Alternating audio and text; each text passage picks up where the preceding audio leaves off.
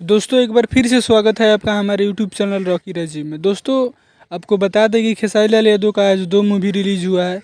एक का नाम है सन ऑफ बिहार, जिसको कैप्टन वाच हिट्स चैनल पर रिलीज़ किया गया है, जिसका व्यूज़ अभी तक 1 मिलियन से भी ज़्यादा हो चुका है। मात्र अभी 15 घंटा ही हुआ है और लाइक 45,000 से भी ज़्यादा हो चुका है, आप मेरे स्क्रीन पर देख सकते हैं।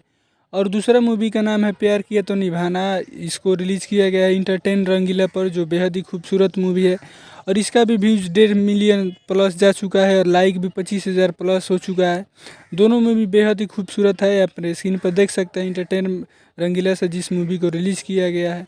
और दोनों मूवी एक साथ ही रिलीज़ हुआ है और दोनों मूवी अच्छा खासा इस पर व्यूज़ मिल रहा है और दोनों तगड़ा मूवी है।